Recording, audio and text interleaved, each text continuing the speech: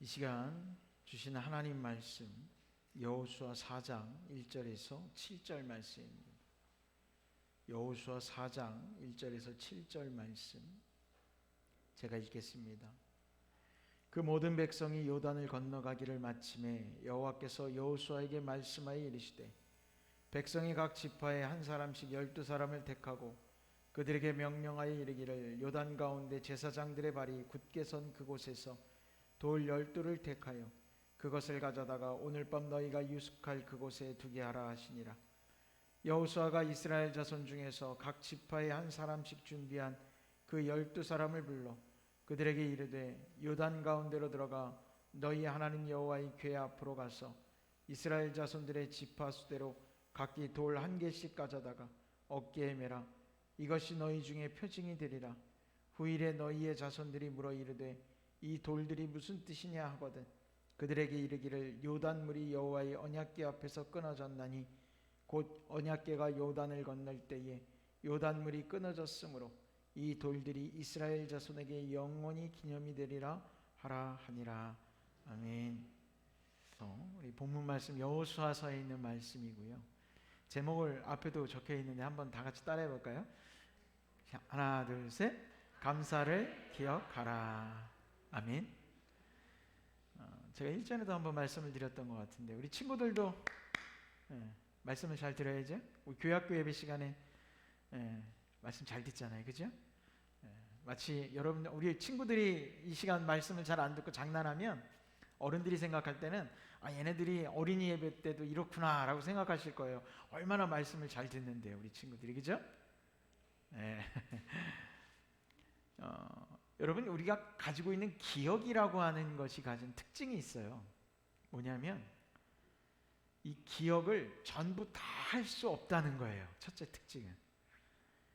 여러분들 그러잖아요. 나이가 먹으면서 자꾸 이렇게 기억력이 깜빡깜빡할까? 왜 기억을 못할까?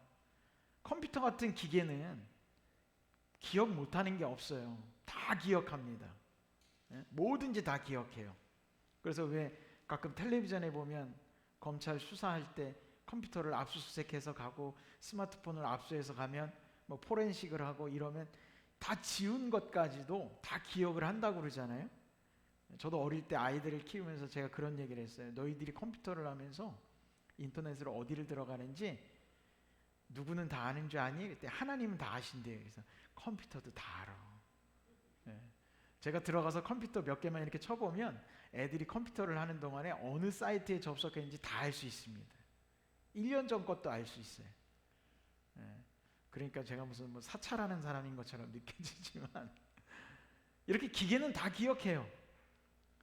비행기에 있는 블랙박스도 비행기가 이제 이륙하면서 사고가 나거나 아니면 착륙할 때까지 모든 상황을 다 기억합니다. 비행기 안에 있는 블랙박스는 그 안에 있는 기장과 부기장이 나눈 대화도 승무원들의 모든 행적들도 다 기억을 해요.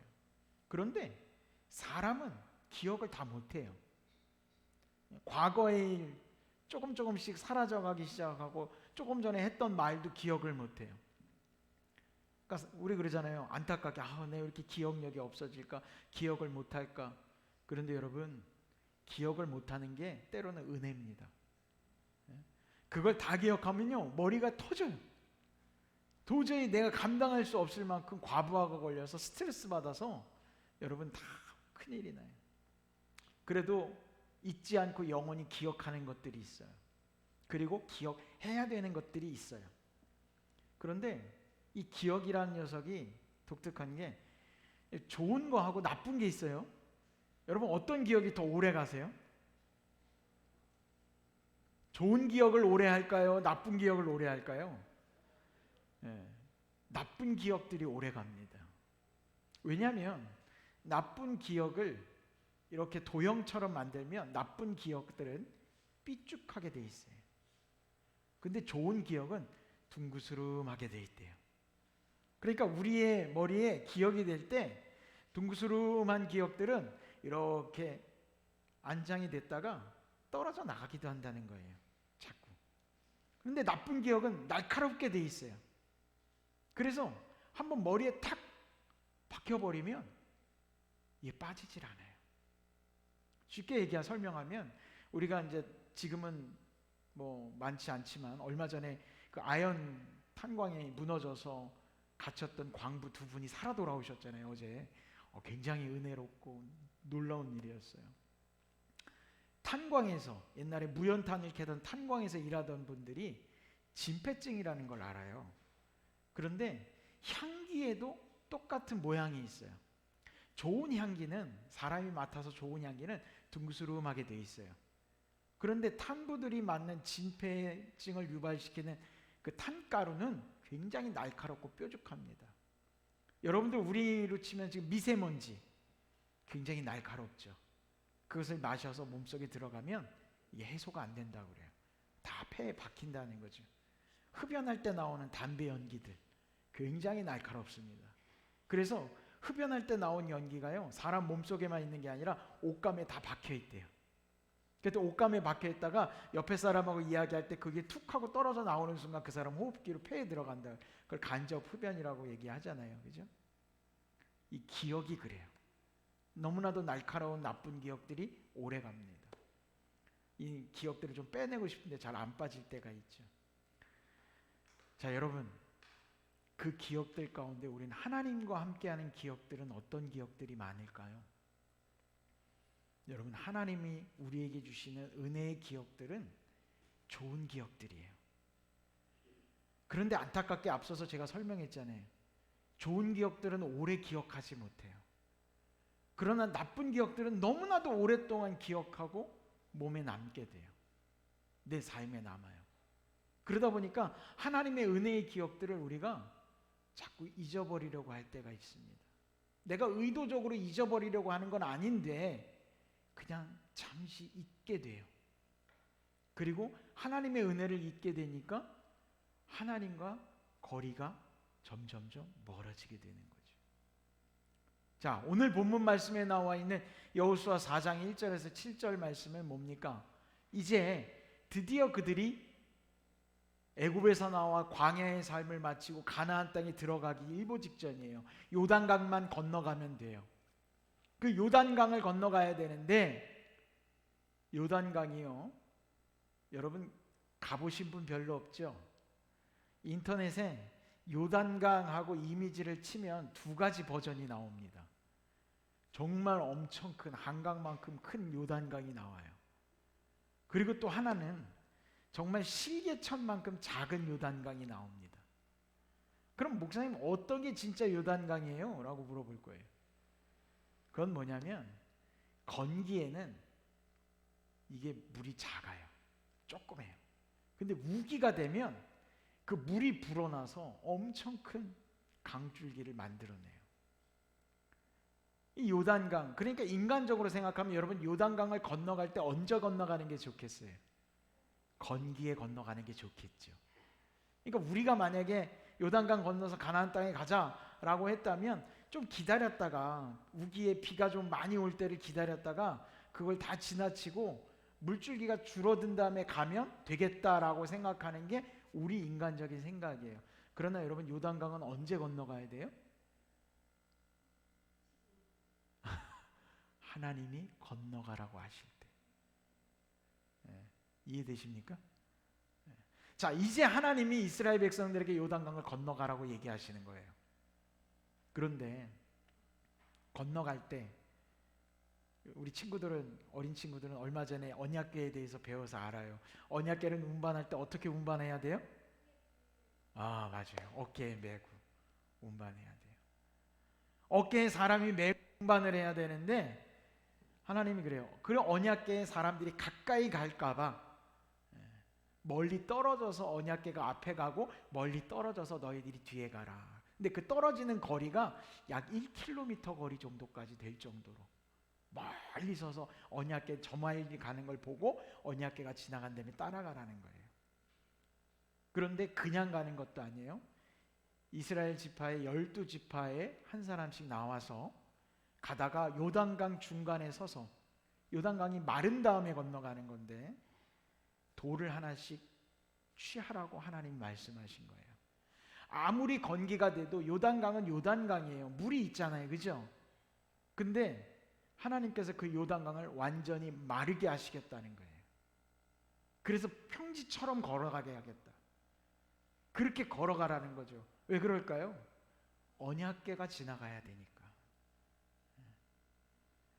그 언약궤가 지나가기 위해서 요단강이 다 말라버립니다. 완전히. 그리고 12지파의 대표들이 지나가다가 그 중간에 서서 돌 하나씩을 취해요. 요단강 강바닥에서 취한 수석이겠죠. 그죠? 여기도 혹시 수석 좋아하시는 분이 계실지 모르겠어요. 요단강 강바닥에 있는 수석이에요. 그걸 하나씩 취해서 그걸 길갈에다 세워놓고 단을 쌓고 기념하라고 말씀하신 게 오늘 본문입니다. 왜 그랬을까요? 바로 하나님이 인도하셨다는 것, 하나님이 함께 하셨다는 것, 하나님이 이끄셔서 이 요단강의 마른 땅을 건너갔다는 것들을 기억하라라는 거예요.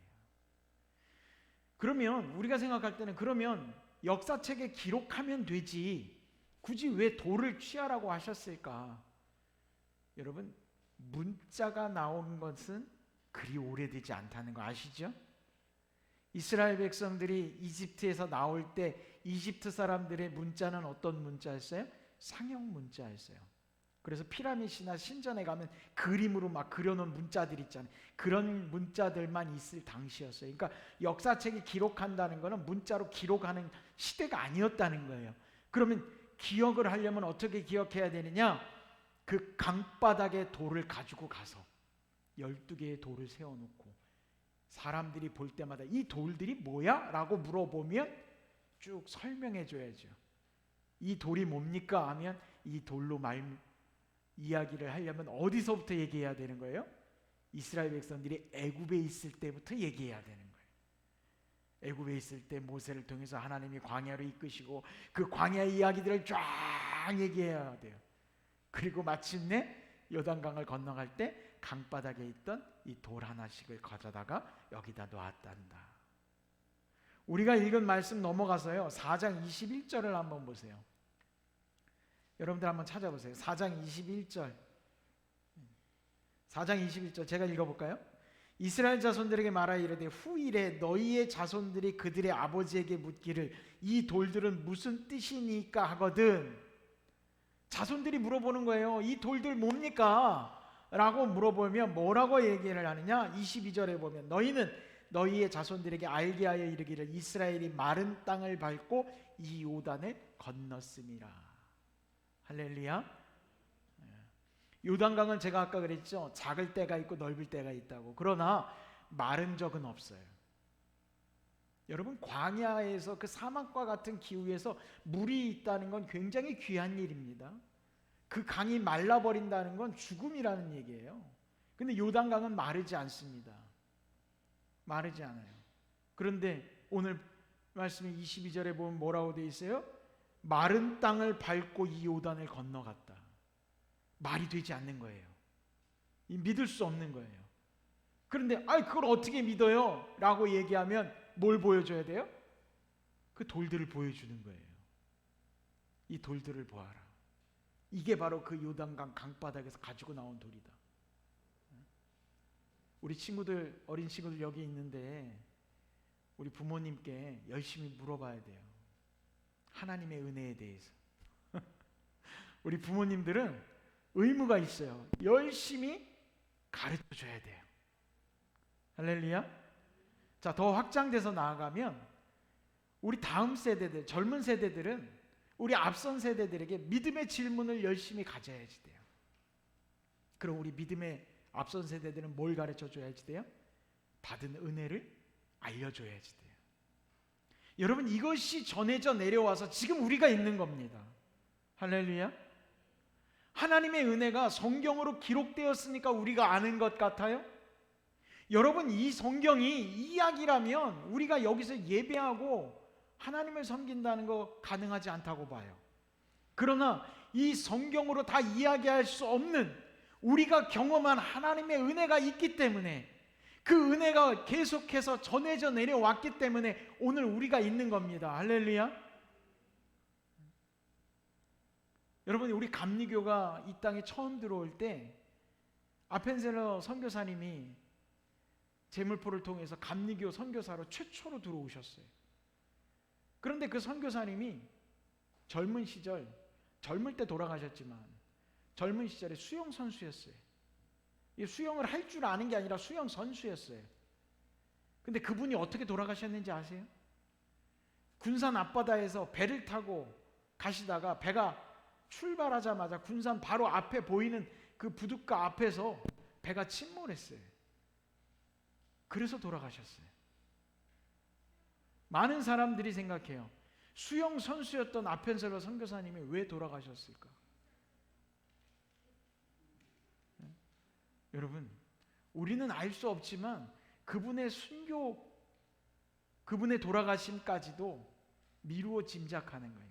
그분은 자기를 위해서 살지 않으신 분이다. 끝까지 누군가를 구하려 하지 않으셨겠느냐, 그 얘기를 해요. 그분이 이 땅에 들어오셔서 복음을 전하셨던 많은 수많은 기록들과 역사들이 있기 때문에 오늘날 우리가 예배하고 있는 거예요. 물론 그 이전에 많은 선교사님들이 들어오셔서 피를 흘리고 고난도 당하셨어요. 여러분, 이스라엘 백성들이 하나님의 은혜를 기념하고 기억하기 위해서 하나님께서 말씀하신 대로 돌 12를 취해서 길갈에다가 세워놓고 하나님의 은혜를 기억하는 거, 여러분, 오늘날 우리도 주님께서 말씀하셔요. 하나님의 은혜를 기념하고 기억하라고. 여러분, 하나님께 받은 은혜가 있어요. 우리의 기억이 있어요. 감사의 내용들이 있어요. 그런데 우리는 그 좋고 아름다운 기억들을 너무 쉽게 잊고 사는 건 아니냐라는 거예요.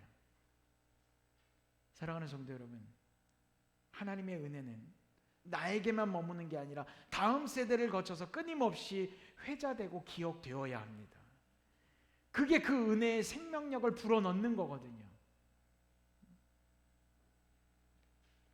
그러면 사람들은 그래요. 목사님, 나는 기억은 잘합니다. 알고 있습니다. 그러나 하나님은요, 알고 있기만 하라고 말씀하지 않으셨어요. 너만 기억하라고 말씀하지 않으셨어요. 일부러 돌 12를 취해서 기념하라고 말씀하셨어요. 여러분, 우리가 추수감사절을 지냅니다.